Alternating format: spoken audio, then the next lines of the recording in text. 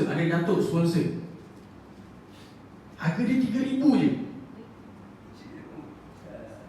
Boleh percaya tak 3,000? Ada orang percaya. Ada orang percaya. Logik tak ada 3,000 atau 4,000? Okey, saya buat calculation Calculation berdasarkan harga. Contohlah orang bagi 3,000. Okey, ataupun 4,000 lah, 4,000. Kita ambil calculation mudah. Tiket saja berapa? Dia ada lah UC dia di first floor Jalan Nur Razak. Betul tak ada pejabat dari situ? Ada lah dia bagi tu ada. Okey. Boleh cek lagi. Yang orang telefon ada ni, Haji Sahari ada, Edil Sam ada, Ramlah ada, telefon ni. Ya enggak? Kalau itu di semalam pulang beri dah. Semalam di pulang beri katanya. Okey. Tak apa, boleh buat kajian lebih lanjut nanti. Okey. So kita buat calculation. Untuk umrah saja, pergi balik dalam 2,500 ke 3,000 duit tiket. Duit tiket saja tau. Ambil dah RM 3,000 duit tiket. Macam mana nak cover yang lain? Hotel belum lagi, makan belum lagi. Tak logik kan? Tak mungkin. So 3,000 ataupun 4,000 tak logik. Okay lah, kita ambil satu hotel lah. Hotel senang kira adalah satu hari mungkin 100. Dia sebenarnya lebih lah.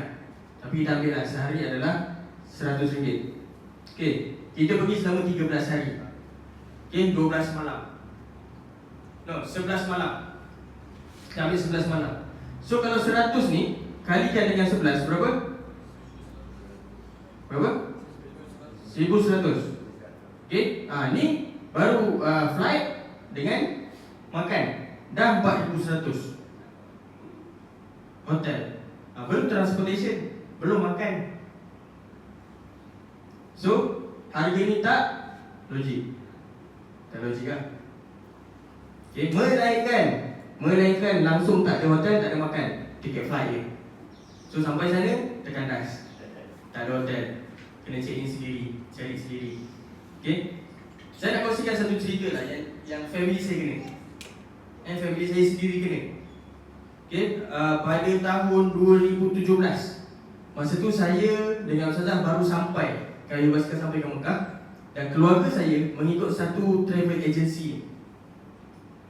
Dia travel agency dia betul. Cuma dia track dekat hotel.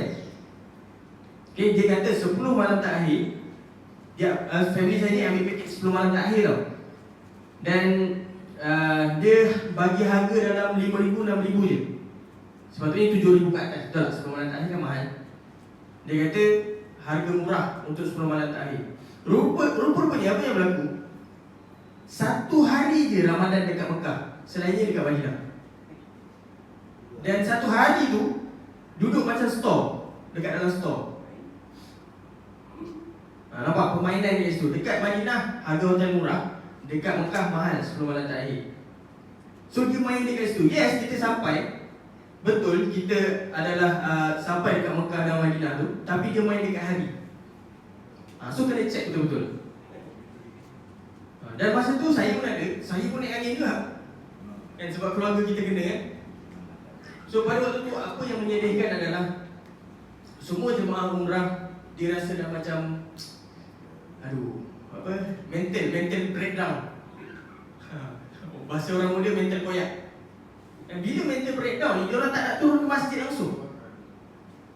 Sepatutnya kan kita 4 hari dekat Madinah tu, pagi, petang, siang, malam, malam 4 hari. Betul. Sepatutnya macam tu. Tapi apa travel agency main ni menyebabkan diorang ni bila mental dah penat, dah tak nak turun dah, tak apalah, solat kat hotel pun okey lah. Sebab dia letakkan jauh daripada masjid. So apa yang saya nak highlightkan sekarang ni adalah, sekarang ni umrah adalah ibadah badan. Fizikal kita ni kena sadar, kena kuat. Okay? Ada ibadah yang hanya menggunakan mulut. Apa ibadah yang menggunakan mulut? Zikir, ngaji, kan? Hanya menggunakan mulut dia. Tapi ada ibadah yang menggunakan fizikal dan mulut. Apa dia? Solat. Kan? Solat dia kena Allahu Akbar. Kena bercakap, kena keluar suara. Suaranya dengar kat telinga kita kan. Tapi umrah ni badan saja.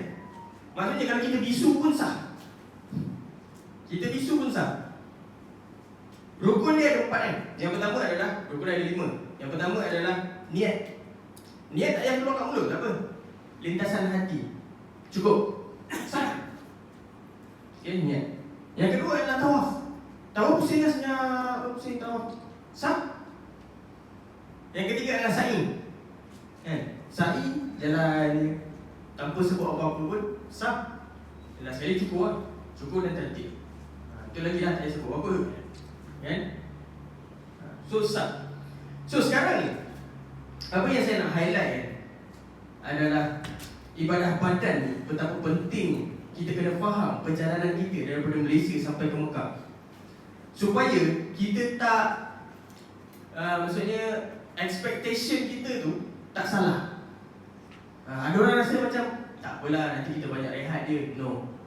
Dia tak banyak rehat. Okay, dekat sana. So bila waktu yang rehat kita nak kongsikan hari ni lah. Okay. Dan ada satu yang ketiga adalah macam mana tak nak kena tipu. Okay, macam mana tak nak kena tipu. Poster contoh poster ataupun banner ataupun banting yang kita tengok yang orang sangkut selalu kat luar tu. First dia kena ada nama travel agency, logo ke, dengan dia punya nombor pendaftaran dengan motek. Okay, itu yang pertama. Dia kena letak. Ini adalah syarat daripada motek. Yang kedua adalah dia kena ada senarai hotel dekat mana hotel yang disediakan. Okay. Yang ketiga adalah makan dan minum. Adakah termasuk ataupun tidak? Okay. Ada yang tak letak dan potensi untuk kena scam tinggi lah. Kat sana rupa-rupanya tak ada makan. Patut murah.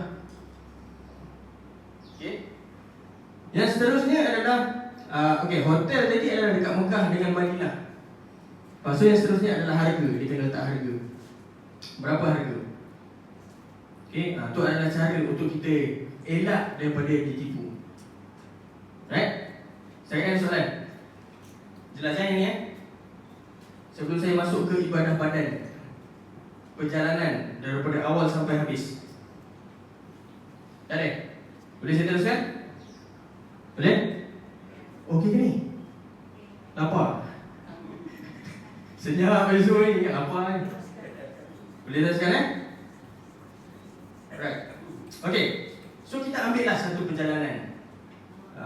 Siapa yang belum pernah tunaikan umrah? Saya ramai kan? Dekat sini yang belum tunaikan umrah. Okay. So ini adalah gambaran perjalanan daripada Malaysia nak pergi mana dulu? Mekah ke Madinah? Madinah. Nak pergi Madinah dulu? Mekah tak nak pergi? Pergi lah juga kan? So kita buka dua jalan, Mekah dan Madinah. Okay. So kita ada dua perjalanan. Alright. Daripada Malaysia, Mekah Madinah ni diulang balik lah, sama ada Mekah ke Madinah ataupun Madinah ke Mekah. Right. Nampak tak ni? Semua nampak Jelas Okay. So daripada Malaysia sampai kat sini dia ada airport. Dia ada airport sebab dia daripada tak boleh terus mendarat dekat dataran Kaabah. Dia ada dekat airport Jeddah. Airport Jeddah. Okay. Dekat Mekah adalah airport Jeddah. Dekat Madinah adalah airport Madinah. Sorry kecil sikit whiteboard ni. Ini je yang paling besar saya jumpa. Naik kereta berapa jam daripada mana ke mana? Okey. Daripada airport Jeddah ke Mekah makan masa selama 1 jam setengah. 1 jam setengah. Tak jauh. Okey, tak apa. Nanti kita tengok betapa jauhnya dia. Okey, airport Madinah ke Madinah adalah setengah jam je, 30 minit. Tapi daripada Malaysia sampai daripada airport ni KLIA sampai ke airport Jeddah ni 8 jam. 7 jam 55 minit macam tu lah. Dan 8 jam. Okay, sama juga, sini pun 8 jam. Okay, 8 jam. Sini Mekah ke Madinah ni di antara 6 hingga ke 7 jam. Okay, perjalanan dia. Saya nak tunjukkan macam mana dia punya perjalanan kita tau. Kenapa ada orang datang ke Mekah ni, sampai ke Mekah dia terus pengsan? Okey, disebabkan dia tak nampak perjalanan ni. Ni jarang orang cerita ni perjalanan ni. Okey, kita ambil lah, kita buatlah satu cerita kan.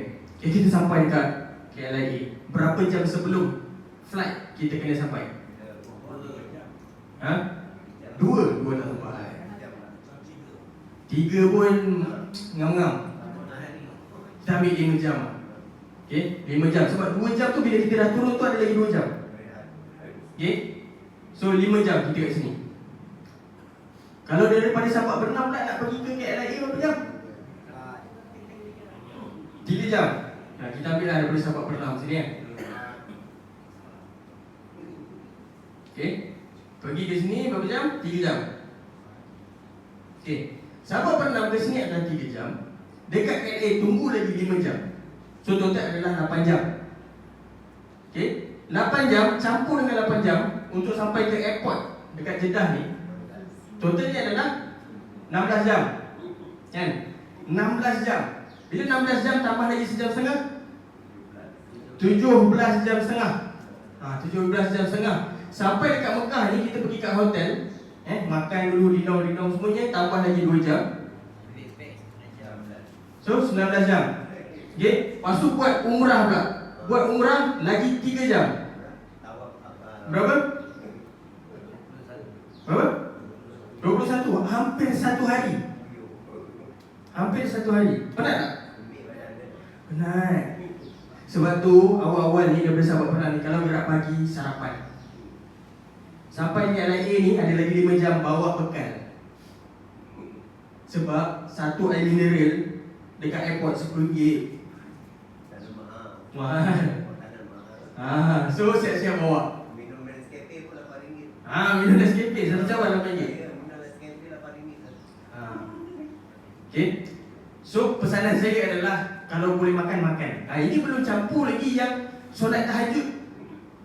Takut ni nak pergi umrah ni, bangun awal lagi, solat tahajud lagi, tambah lagi pukul 5 baru bangun. Dah bangun dah. Atau pukul 3. Lagilah 20 jam. 21 jam tadi kan. So penat. Sebab tu saya cakap ni adalah ibadah badan. Badan memang kena sadar. So apa yang perlu kita buat adalah memang kena exercise. No kompromi. Kalau umur 60 buat cara kuat 60. Umur 70 buat cara kuat umur 70. Memang kena kuat tubuh badan. Sebab dia adalah ibadah yang melibatkan badan. Okay. So saya dah buat kira-kira. Daripada depan masjid ni sampai ke simpang Tebuk Haji Harun tu, itu adalah panjang sa'i. Itu adalah panjang sa'i. Bolehlah pagi-pagi kan, pakai kasut, sport shoe, jalan kaki, pusing 7 pusingan. 1, 2, 3, 4, 5, 6, 7. Lepas tu balik. Rasa macam dah penat dia. Daripada depan masjid ni sampai dekat simpang Tebuk Haji Harun tu. Kedai tu lah. Dekat kedai makan. Dia tak pakai kasut. Pakai kasut lah. Tapi dia tak buat sa'i tu tak payah pakai kasut. Kat sini pakai kasut lah. Jadi apa-apa ni susah nak pergi kat kan? Pakai kasut. Sa'i ada aircon. Tapi ada saya orang macam tu. Tak mana pun. Kena sambil kedai lah. Ada. Tak apa, biar rasa susah dulu kat sini. Time dulu lah. Pergilah awal pagi, baru ada aircon. Jangan pergi waktu tengah hari di sini. Memang panas. Mana seminggu baru kita pergi ataupun kita tak jogging. Yes. Time macam tu lah. Cari. Betul? Exercise. Itu benda yang penting lah. Okay, sebelum tu kita nak pergi. Okay, setakat ada soalan Tak ada soalan? Alright. So kita ambil bayangkanlah untuk kita nak pergi dekat sini. Okay, ini kadang-kadang dekat airport Arab Saudi bukan negara kita boleh kita nak komplain-komplain. Tak. Dia kalau kata tak boleh landing, tak boleh landing. So kadang-kadang dia boleh daripada airport Jeddah ni terus pergi ke Madinah, dan airport Madinah ni pergi terus ke Mekah, silang ni 6 jam. So maksudnya sini dah 5 jam, sini 8 jam, sampai dekat sini disilang sini 6 jam. Lebih 1 hari. Lagi penat. Lagi penat benda ni. So memang kena get ready. Kena get ready yang fizikal. Okay, fizikal tu sangat penting lah untuk kita get ready.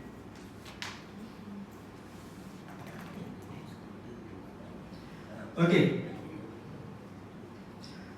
ada 4 perkara persediaan untuk sebelum kita pergi umrah. 4 perkara. Berapa perkara? 4. Okay, yang pertama adalah sebelum nak pergi umrah, pergilah khusus umrah. Macam hari ni lah kan, pergi khusus umrah. Betul lah ni? Tak payah betul. Okay, yang pertama saya tanya. Okay, first adalah pergi khusus umrah. Okay, yang kedua adalah tolong exercise. Saya sebagai mutawif pun saya kena exercise. Saya lagi lah banyak kena exercise. Sebab saya kena jaga 45 orang. Kan? Sekurang-kurangnya tuan-tuan dan puan jaga isteri je ataupun jaga keluarga. Saya kena jaga 45 orang. Okay, exercise. Okay, itu yang kedua. Yang ketiga adalah kalau nak buat kenduri, buat awal. Okay, jangan dah last minute esok nak pergi tu baru kita nak buat kenduri. Sebab apa tak boleh buat last minute? Penat. Nanti ini muka-muka ni lah yang akan masuk pinggan nanti kan? Boleh selamat tidak? Kan? Lepas tu kalau kita buat awal, kita boleh dapat nasihat daripada kawan-kawan, daripada keluarga. Kau dah ada barang ni ke belum? Belum. Okay, kitab apa yang nak kena baca sebelum nak pergi? Sekurang-kurangnya ada input tambahan daripada kawan-kawan, daripada jiran-jiran, daripada keluarga. Tapi kalau dah last minute baru nak cerita, kau kena baca kitab ni. So nak pergi lah, tak sempat. Okay, itu yang ketiga. Yang keempat adalah ini adalah masalah paling besar lah yang saya boleh nampak. Termasuklah saya pun ada masalah ni. Okay, dekat sana masalah paling besar, rasa-rasa ni apa masalah paling besar kat sana? Buang air. Buang air. Besar betul. Okay, masalah paling besar adalah tak tahu macam mana nak isi masa lapang. Betul? Kita dah buat umrah, 1 hari umrah, esoknya dah rehat. Rehat tu selalunya tak tahu nak buat apa, shopping lah. Tuan-tuan puan, kita nak pergi umrah ni bayar tak duit? Bayar tak duit? Duit kita ni bukan sikit-sikit tau. Kita nak pergi umrah, banyak tak duit kita nak pakai? Banyak. Susah tak nak kumpul duit? Susah. Okay? Adakah kita buat biasa-biasa je bila kita sampai sana? Kita mesti nak doa biasa kan? Sebab dekat Mekah pahala dia berapa kali ganda? 100,000 kali ganda. So jangan sia-siakan. Jangan sia-siakan kat sana. So baca Quran sebanyak mungkin, zikir sebanyak mungkin. Okay, dekat sana. So ada beberapa doa lah sebelum bertolak ni. Kita ada doa yang perlu kita doa. Nak tahu tak? Doa apa? Apa doa yang perlu kita doa? Tak tahu. Tak tahu tak apa. Okay. Sejam je semua ni. Okey tak ni? Okey kan? Tengah muasabah. Okey. Yang pertama adalah kita kena doa, ya Allah, berikanlah aku kesihatan tubuh badan. First, minta Allah untuk bantu kita, berikan kita kesihatan. Best tak kalau kita pergi sana kita tak sihat? Tak best. Duit-duit dah banyak dah keluar, sampai sana tak sihat. So mula daripada sekarang doa supaya Allah beri kesihatan badan. Okay, itu yang pertama. Dan yang kedua adalah minta Allah terima semua amalan kita. Jadi minta Allah terima semua amalan kita. Lagi-lagi dekat Mekah dan Madinah ni, dia rugi kalau kita keluar daripada Mekah, Allah tak hapuskan semua dosa kita. Sebab Nabi pernah bersabda, al-umratu ila al-umratu kaffaratul lima bainahuma. Maksudnya dari satu umrah ke satu umrah, Allah hapuskan semua dosa. Macam bayi yang baru lahir. Sebab tu macam tiram sendiri, macam banyak travel agency buat umrah 3 kali. Perasan tak? Buat 3 kali. Sebab yang pertama tu belum tentu sempurna. Bila yang kedua, InsyaAllah dia boleh cover yang pertama. Yang ketiga, kita boleh buat yang lebih sempurna. So di antara umrah, dengan umrah yang kedua, Allah hapuskan semua dosa kita. Itu yang kedua. Kita nak Allah hapuskan dosa kita. Kita nak Allah kabulkan semua doa kita. Dan Allah terima semua amalan kita. Yang ketiga. Yang ketiga ni penting. Kita kena doa supaya dapat rakan perjalanan yang baik. Kenapa pentingnya rakan perjalanan yang baik ni? Contohlah kalau kita dekat dalam airport kita dekat dalam kapal terbang, contoh kita dalam kapal terbang. Kita dah tidur di sini. Okey, Karnun Manazil adalah dekat sini. Sorry, kita sampai dekat. Okey, dekat sini. Okey, 1 jam sebelum mendarat. 1 jam. Karnun Manazil ni adalah miqat, tempat untuk kita berniat daripada Malaysia. Okey. So kalau lah pada waktu ni kita tertidur, kita tak ada orang kata sahabat yang baik kan. Dah terlajak sini, barulah dia kata, kenapa tak kerja aku? Aku tak niat lagi. Dah kena dam. Okay, niat kena dekat tanah halal. Dia tak boleh dekat tanah haram. Bila dah terlepas, kena bayar dam. Okay. So ada kawan-kawan yang sahabat yang baik ni adalah dia boleh bantu kita. Di saat waktu kita perlu, kita tolong angkat barang ke, tolong apa-apa yang kita perlukan lah, kena ada sahabat. Kalau tak kita bersendirian pun susah juga. Walaupun kita pergi seorang-seorang, walaupun kita rasa kita ni adalah orang yang independen dekat Malaysia, tapi kat sana kita masih memerlukan orang lain untuk bantu kita. Kita tak mampu nak buat semua benda. Ada bagi tahu tak sebelum mendarat? Beritahu apa? Yes, ada beritahu. Ada beritahu. Tapi kalau ada tertidur, so kena ingat-ingatkan. Selalunya mutawif akan kejut lah. Mutawif akan beritahu. Ini adalah untuk preparation. Jarak tu berapa jam? Macam mana? Antara niat tu dengan mendarat. Antara niat sampai mendarat 1 jam. Ada lagi 1 jam. Okay, kalau boleh pakai ihram awal. Jangan dekat atas kapal terbang kalau nak pakai. Sebab apa? Sebab 2 jam sebelum mendarat, 2 jam sebelum mendarat, waktu ni lah waktu makan. Kita akan makan 2 kali dekat atas kapal terbang. 1-2 jam bila nak berangkat, 1-2 jam bila nak turun. 2 kali makan. Kira macam haji aku yang ada pakai ihram kemudian nak pakai yang Kalau pergi turun kat Mekah, pakai ihram siap-siap. Tapi kalau turun kat Madinah, tak payah. Pakai boleh biasa. Tapi kalau turun dekat Mekah, pakai siap-siap dekat Malaysia lagi. Sekurang-kurangnya pakai yang bawah. Yang atas tak pakai dulu tak apa. Tapi kalau dalam tengah perjalanan ni just boleh tukar. Atas senang je, buka sahur je, lelaki kan. Ustaz, yang baru ni orang kata ada dari Jeddah dia pergi Taif dulu, ke mana perlu dekat Karnun Manazil ni? Okey, kejadian tu berlaku pada saya pada bulan 2 dulu.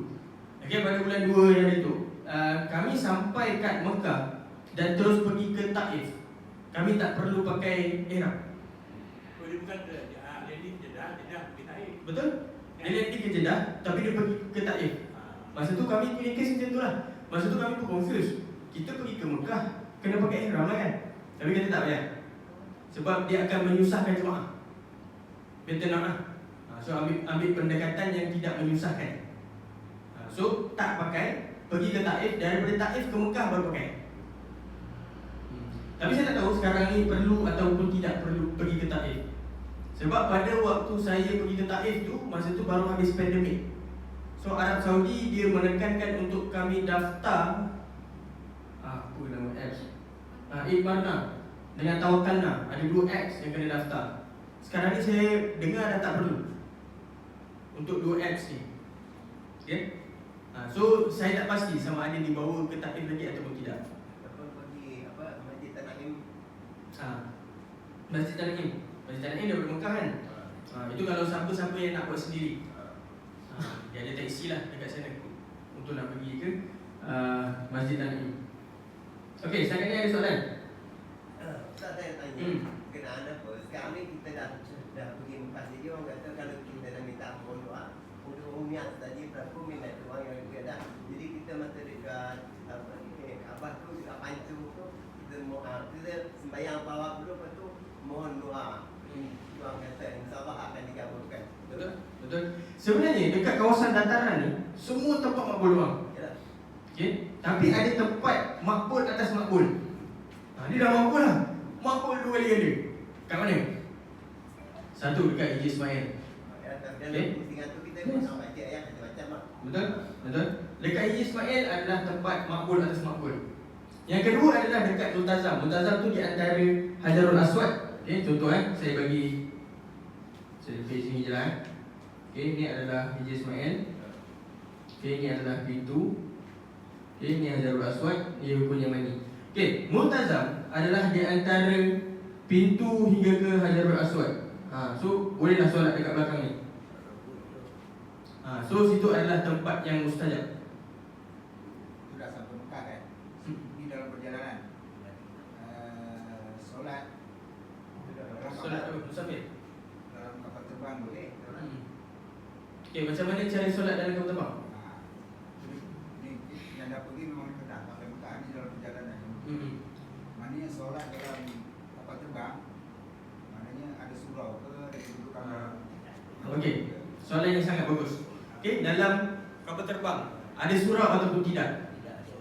Tapi dekat Saudi Airlines, kapal terbang Saudi lah, dia ada ruang untuk nak solat. Tapi dekat AirAsia tak ada lah. AirAsia, Malaysia Airlines tak ada. So apa yang kita perlu buat adalah ada spray lah. Betul tak?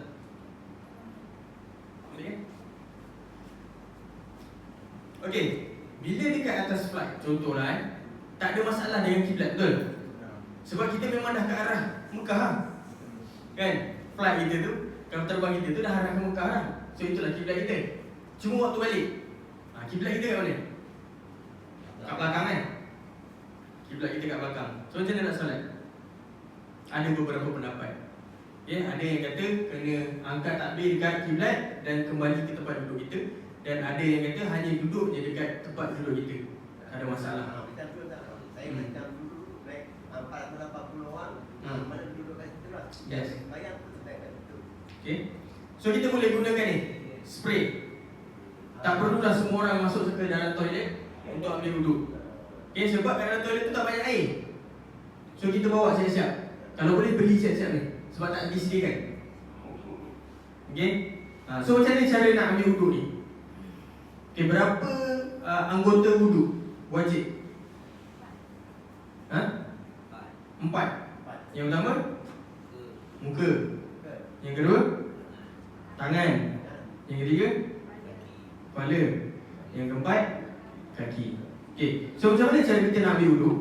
Saya bagi contoh lah. Contoh kita duduk dekat tempat duduk kan. Duduk. Saya ambil kursi ni lah. Ni praktikal terus saya tunjuk ni. Okey, ini dekat tempat duduk dalam kapal terbang. Depan sikit, tak nampak. Okey. Okey. Untuk spray ni, kalau boleh bagi air tu meleleh. Jangan macam tu tak jadi. Dia kena spray sampai rasa air tu meleleh. Ni dah meleleh ni. Baru dah kita ratakan. Okey. Sedap juga spray muka kan. Okey, itu yang pertama lah. Nak buat sekali boleh, nak buat 3 kali pun boleh. Tak ada masalah. Okey, yang tangan pula, kita tak nak jadikan air ni mustakmal. Mustakmal ni adalah bila air ni kena 2 kali. So kita nak buat kena sekali je. So saya bagi contoh, kita bagi sampai air ni belum meleleh lagi. Dia belum meleleh lagi. Dia bukan dikira basuh. Kalau tak meleleh bukan dikira basuh. So ni dia dah mula meleleh. So apa yang kita perlu buat adalah kita tarik sini. Tolak ke depan. Macam tu. Lagi sekali. Ni ada air kan. Kita tarik sini. Kena semua. Naik macam tu balik. Sama lah. Kanan, kiri. Basuh kepala. Lepas tu basuh kaki. Dapat kan? Tunjuk kaki.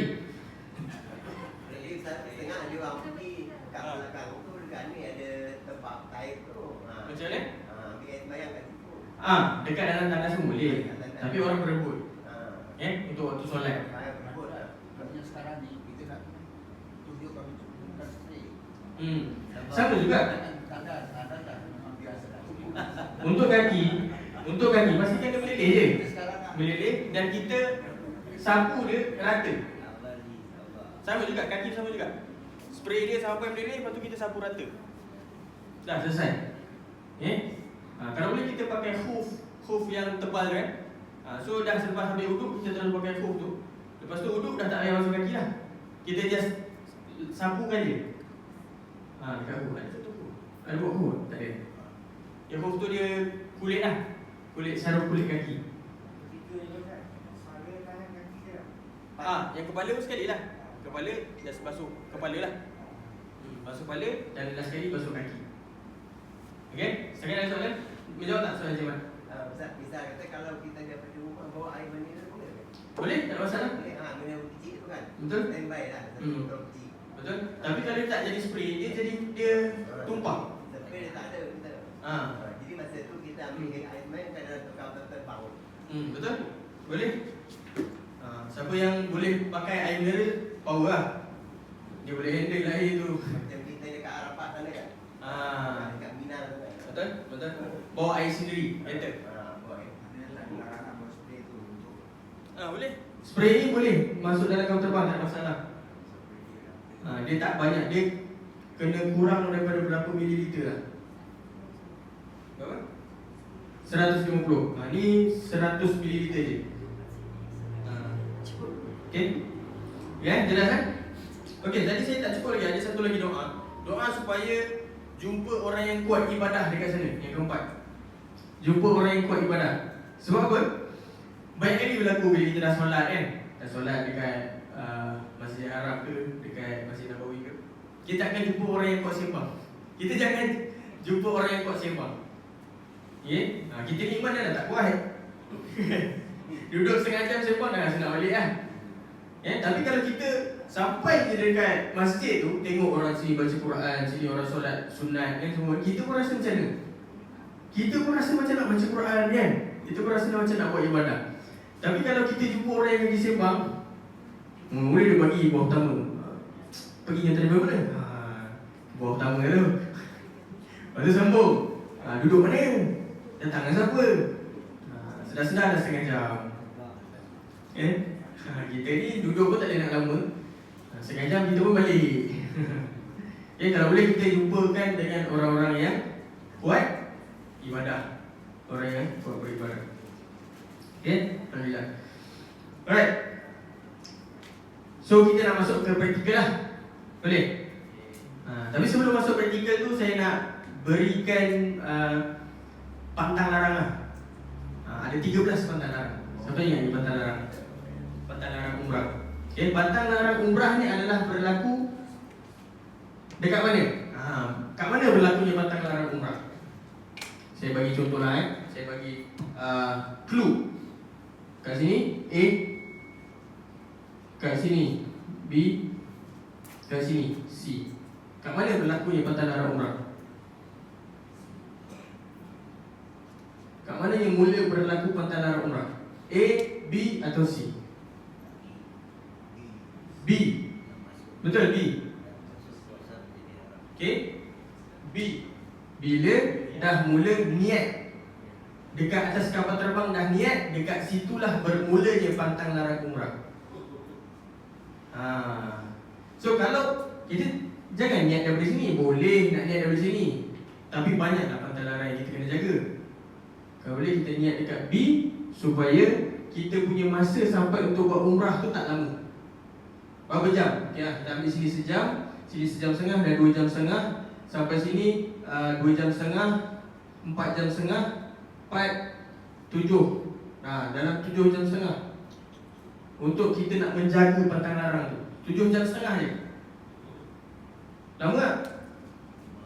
Lama Kalau masa tu duduk rasa lama lah. Tapi sebenarnya waktu wuduk bila? Yang sebenarnya dalam kita punya rukun umrah ni, waktu wajib wuduk yang mana satu?